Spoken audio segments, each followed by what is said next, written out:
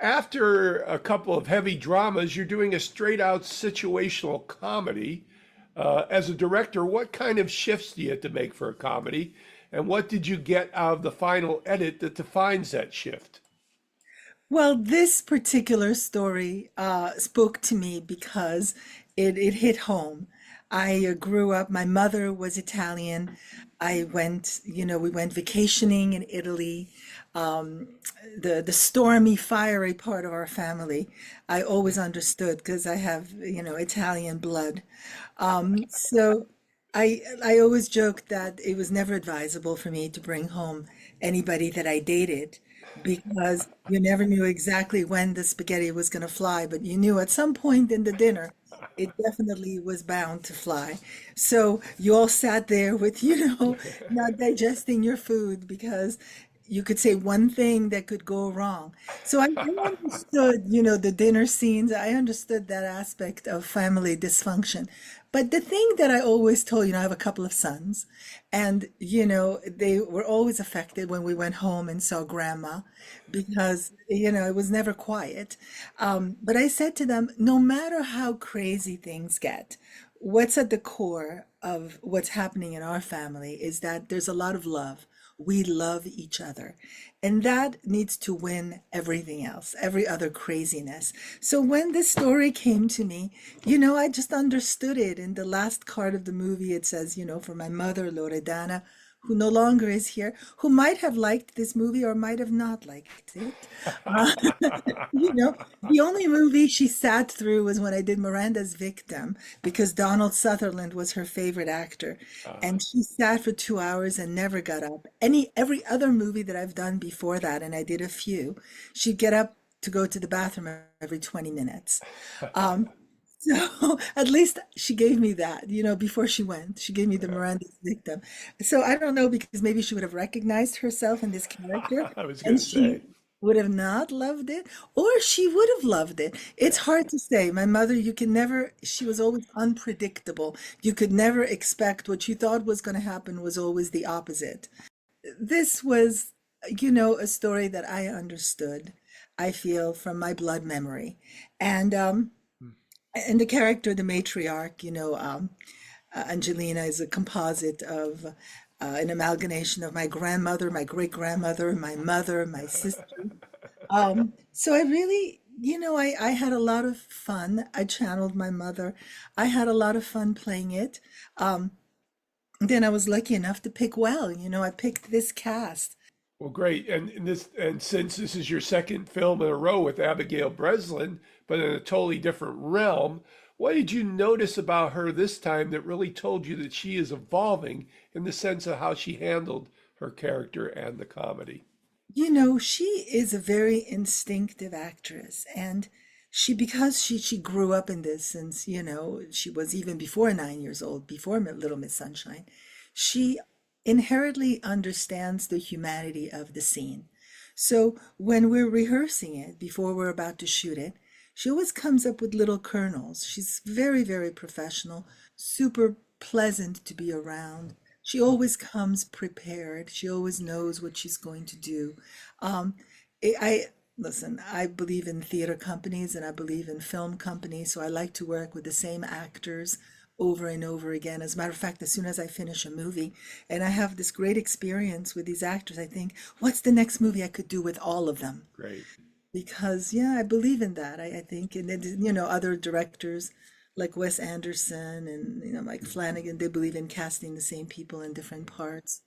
So, of course, you take a major role in the film as Italian Mama Angelina. So, you know, as you dedicated to your mother, what were the specific traits that you took from her regarding this character? Well, that she could pivot. She could, she was able to pivot and ultimately able to forgive, which is one of the major themes that runs through is, you only have a short amount of time at the end of the day on this earth. So you might as well, be able, to forgive and to accept and to not judge. And because, my family is so judgmental and so non-accepting, when those moments come, right. of, you know what, I'm going to forgive you and let be bygones be bygones. Those moments are very meaningful. The great Lainie Kazan plays a key role as Angelina's mother and still proves her comic chops with almost impeccable timing in the film. What, in your knowledge of her as a history of show business in one person, do you attribute Kazan's comic persona and presence on screen? Well, she also understood this character. I mean, I remember distinctly when I spoke to her agent and he said she was going to do it. I was driving back from up north where I had met with an investor for the movie, and I was so excited that she had said yes. She has great comedic timing. Like you said, we did a festival circuit for a year. We played a lot of different festivals from the Chinese, the Los Angeles Italia, to Cinequest, to San Luis Obispo. And the movie, we were so lucky, just brought the house down. But when she comes, she steals the show. She comes on screen and just people like, laugh. We have a premiere next week, the Harmony Gold on April 10th. Be interesting to see. I mean, I'm nervous, there'll be like over 300 people there. But in every screening I'm going to be in Westchester, also doing a screening a few Nice. weeks after. It'd be interesting to see, but they react to her character because she understood these family dynamics.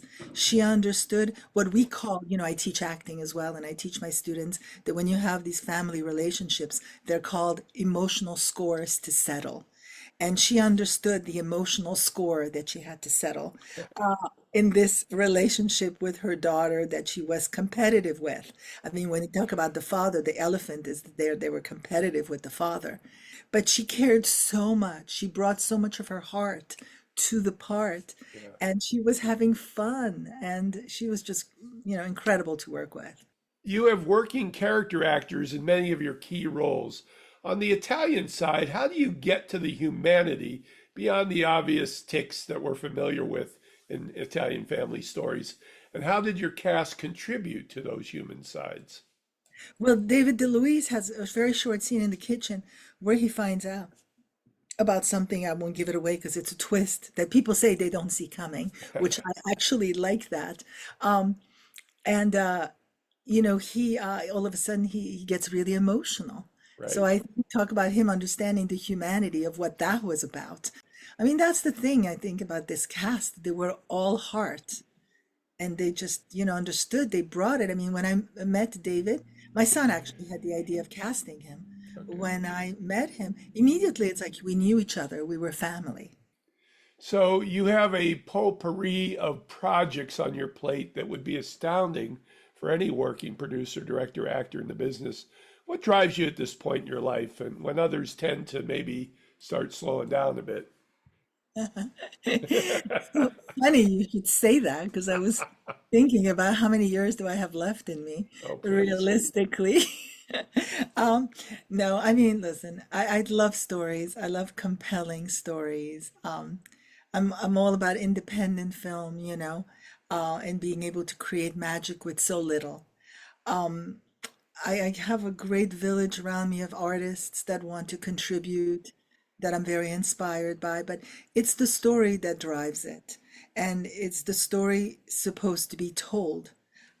And also, so I'm attached to a movie that we're going to shoot this year. It's about the solar storms, which is very timely right now. Mhm. How the grid could get fried. And it's half on Earth and it's half a disaster movie. It's half in space. It's called Man, Helios. We got a lot of people interested. But ultimately, the reason why they asked me to do it, because it's a sci-fi thriller, yeah, it's because at the core of it, it has to do with the humanity of people. When the shit hits the fan, who is going to be able to step up to the plate and help another human being, and who cannot do it? And so that's what drives me to tell the stories that I want to tell. Now, I have to tell you, I have a few more in me. I have a son that graduated from USC. He studied theater and film. He's a great writer. He has helped me on my last four movies tremendously. wow, And, I look forward to being, at his side and helping him in any capacity that I can, because he's writer, director. And so that's gonna, I that's think, great. gonna take care of my later years in life. This is Patrick McDonald for HollywoodChicago.com. Copyright 2025.